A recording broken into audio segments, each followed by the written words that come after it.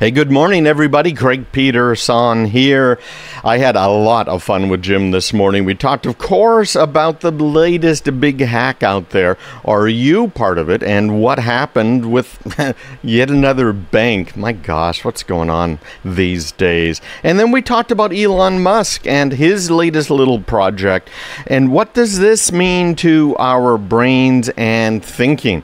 There's pros and cons to this as well as almost everything else. And of course, don't forget, if you haven't already, sign up for the Security Summer. Just send an email to me at craigpeterson.com. Let me know what you're interested in. If you're interested in the non-career IT path, or maybe the CEO owner track, or the SOHO, the small office, home office track as well. So here we go with Mr. Polito.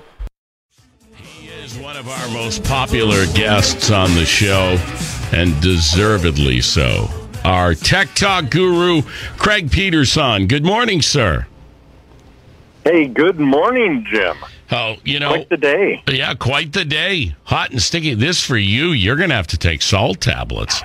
And I already did. We'll put you in a cooling tent with salt tablets. This is not healthy weather for a Canadian. Not at all. No. So, Craig, I'm going to call an audible because I do want to talk about this Elon Musk thing, this Neuralink, because it's so fascinating. Computerized brains. But first, as would have it, our friends at Capital One, Craig, have well, you know, what's in your wallet? Well, right now, I think data that's been stolen from me. I think that's what's in my wallet. Why don't you tell us about this? Well, this is why I'm doing my Security Summer Summit starting here next week, Jim. Mm-hmm. And it's constant, right? The poor small businesses that are out there that are under attack, it is absolutely mind-blowing. And they are going to be held, these small businesses are going to be held to a higher standard. So let's talk about the last big breach for a second before we get into Capital One. Okay. And that, of course, was the Equifax breach, right? Yeah. And, you know, pretty much everybody in the U.S. and much of Canada and even some European countries, their data was stolen and was used for hack attacks. So just last week, there was this settlement, and now there is a website that's online for Equifax, and you can go, if your data was stolen, you can go there and you can apply, and they'll either give you credit monitoring or $125. So, you know, it sounds pretty good, but here's the biggest problem right now with that. Apparently, Equifax is probably not going to end up paying people $125 because they decided, you know, there's hundreds of millions of dollars that are going to, I think it's like $700 million, that are going to the penalties that were assessed to them. They've spent about $1.5 billion, probably closer to $2 billion when it comes to lawyers and everything else Equifax has, but it's a drop in the bucket to them.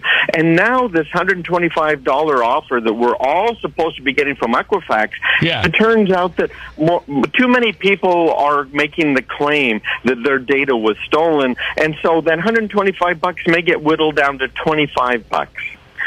So, you know, these big guys that are out there, like the Equifaxes of the world, one or two people resigned, somebody lost their job, but not much happened.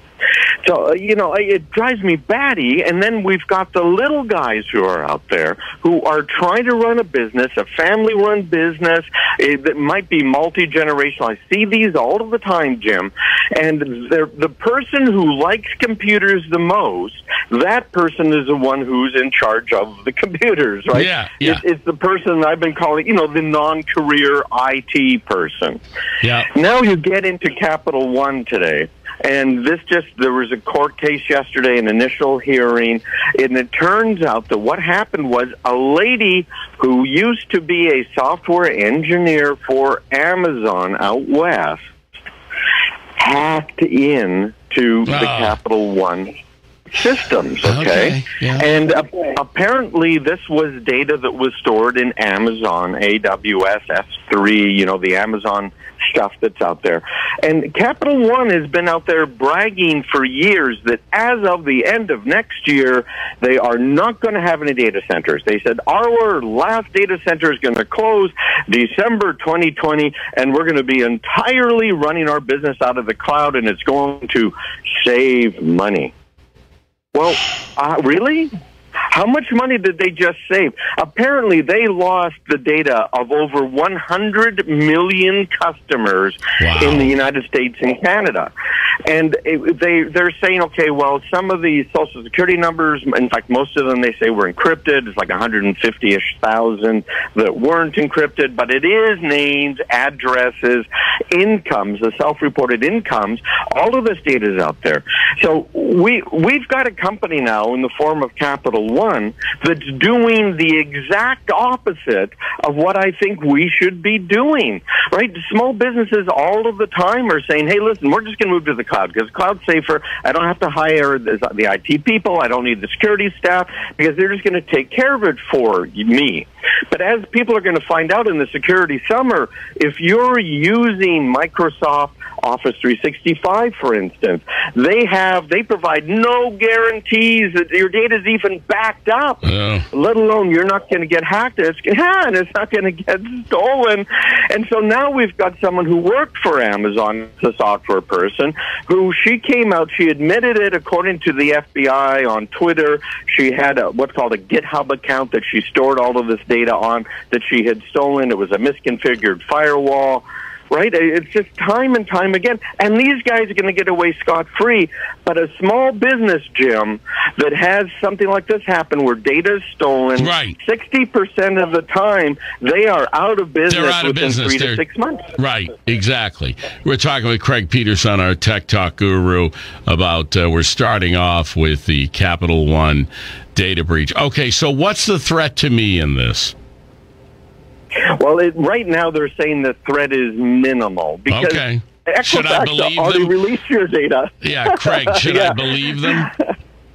Well, yeah, well, here the Equifax already released it all, right? So Capital One gets to say, hey, the bad guys already have all of your information. But yeah, in this case, so this I is would just be redundant. concerned. But it could be a reminder, like they'll say, Polito, I recognize that name. Oh, yeah, he came in the other batch. We never did anything with that. Let's do this. Well, now they have your self-reported income. So here's what's going to happen.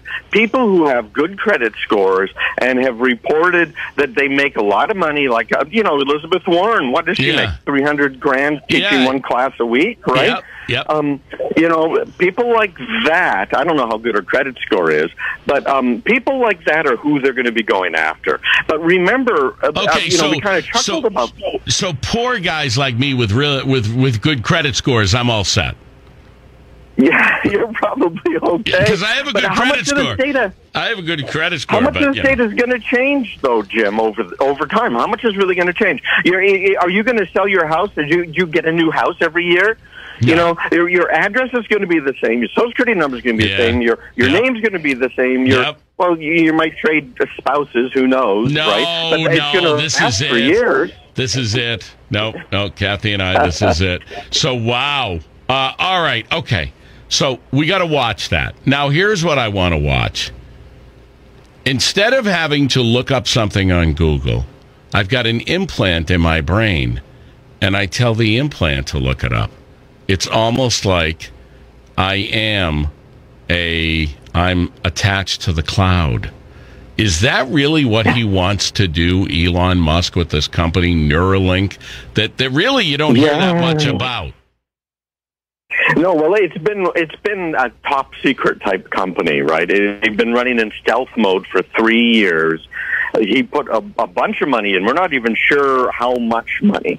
But here's what he is trying to do. He has already, this company has done trials on mice and apparently some chimps, some monkeys, and they have been able to we control computers. Let's just say that at a very, very basic level, right?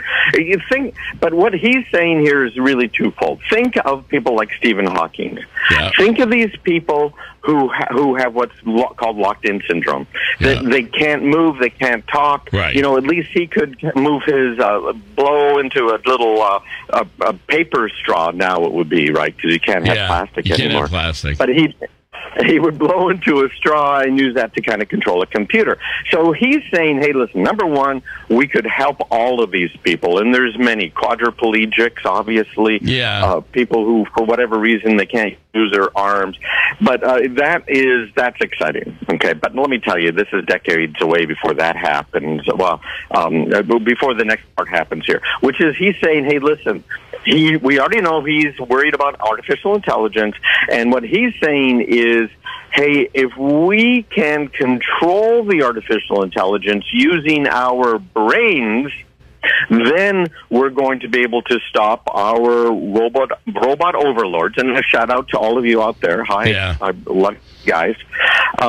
But we're going to be able to control it because we will have a direct interface with the artificial intelligence and the ability to control it and everything else. So, interesting theory. It does concern me. It concerns me a lot. I love the whole thing about quadriplegics and people with locked-in syndrome. Yeah, I do like that. I do like that. I think that's helpful. But I'm concerned about if Equifax and Capital One can't protect my credit card, what makes me think that Elon Musk and his company can protect my brain from being hacked? I gotta add so all of a sudden I'm doing a chicken dance for no reason. Yeah, exactly. Real quick here, Jim, I know we got to go. This is such an intriguing topic.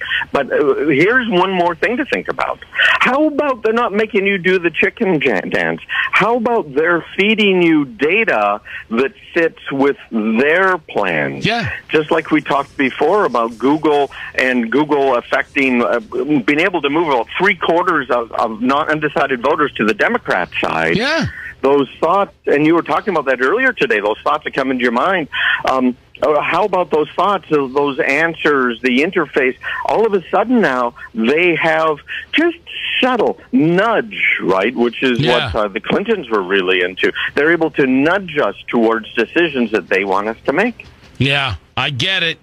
Okay, look. This information is fascinating, and you can get more information from our friend Craig Peterson, the Tech Talk Guru. It's free. It's safe. He's not going to try to sell you anything. All you have to do is text my name, Jim, Jim, to 855-385-5553. And if you want this security summer thing completely free, we're doing it for small businesses and home users. But let me know, 855-385-5553. That's great. Standard data and text rates apply, and Craig will not annoy you with endless texts, so don't worry. Craig, fascinating segment. Always a pleasure. We'll talk to you next week. Hey, thanks, Jim. Thank you. And just in case you didn't get this with the Security Summer, I forgot to give out my bottom line, my contact information. So just email me at craigpeterson.com, me at craigpeterson.com, or go ahead and send me a text, 855-385-5553. Take care, everybody. Have a great day, and I'll be back on the morrow.